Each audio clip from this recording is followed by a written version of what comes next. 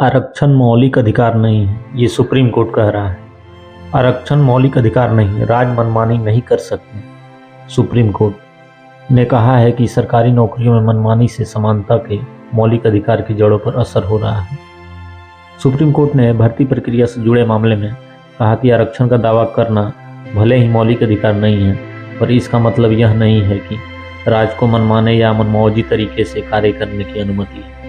अगर कोई राज्य आरक्षण नहीं देने का निर्णय करता है तो यह तथ्यों व वैध तर्क पर आधारित होना चाहिए। सुप्रीम कोर्ट ने झारखंड उच्च न्यायालय के फैसले को बरकरार रखते हुए यह टिप्पणी की। सुप्रीम कोर्ट ने कहा है कि सरकारी नौकरियों में मनमानी से समानता के मौलिक अधिकार की जड़ों पर असर होता है। सरकारी नौकरी की प्रक्रिया हमेशा निष्पक्ष, पारदर्शी और संविधान सम्मत होनी चाहिए। समानता के अधिकार का उल्लंघन न्यायिक जांच के लिए उत्तरदायी।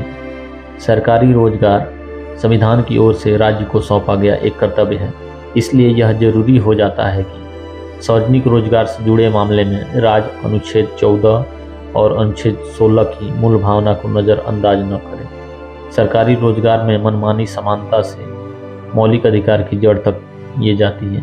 अनुच्छेद 14 भारत के सभी नागरिकों को समानता का अधिकार प्रदान करता है।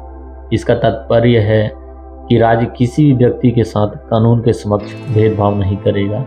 और अनुच्छेद 16 के बारे में जाने तो ये सरकारी नौकरियों में सभी नागरिकों के लिए समान अवसर सुनिश्चित करता है। राज्य आम जनता के साथ साथ भारत के संविधान के प्रति भी जवाबदेह है, जो हर व्यक्ति के साथ सम्मान व निष्पक्ष व्यवहार की गारंटी देता है। इसलिए सार्वजनिक रोजगार प्रक्रिया हमेशा निष्पक्ष, पारदर्शी व संविधान की सीमाओं में होनी चाहिए। हर नागरिक का मौलिक अधिकार है कि निष्पक्ष व्यवहार हो, जो अनुच्छेद 14 के तहत समानता के अधिकार का अंग है।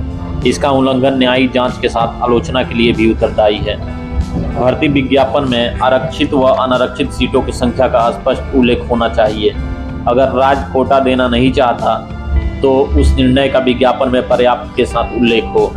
जस्टिस पंकज मित्तल व जस्टिस संदीप मेहता की पीठ ने झारखंड के पलामू में चतुर्थ श्रेणी के पदों की भर्ती के लिए 29 जुलाई 2010 को जारी विज्ञापन को स्थापित कानूनी प्रक्रिया का उल्लंघन करार दिया। पीठ ने कहा, विज्ञापन में कुल पदों की संख्या, आरक्षित व सामान्य कोटे के पदों की संख्या का उल्लेख नहीं था। कोर्ट ने कहा कि किसी भर्ती विज्ञापन में समान आरक्षित और अनारक्षित सीटों की कुल संख्या का स्पष्ट रूप से उल्लेख नहीं है, तो वह पारदर्शिता की कमी के कारण अमान्य व अवैध है। शीर्ष कोर्ट ने कहा, चूंकि अपीलकर्ता कर्मचारी का चयन और नियुक्ति ही कानून की दृष्टि में अमान्य थी, इसलिए हाई कोर्ट ने चयनित उम्मीदवारों का नया पैनल बनाने का निर्देश देकर कोई गलती नहीं की। कोर्ट ने अपीलकर्ता कर्मचारी अमृत यादव की याचिका खारिज कर दी। याचिका में दावा किया गया था कि उसकी सेवा को प्रभावित करने वाले निर्देश जारी करने से पहले न तो उसे पक्षकार बनाया गया और न ही उसकी बात सुनी गई। कोर्ट ने कहा कि एक बार जब नियुक्ति प्रक्रिया को अमान्य घोषित किया जाता है तो ऐसी नियुक्ति प्रक्रिया को बढ़ाने के लिए की गई हर कार्रवाई भी अवैध है।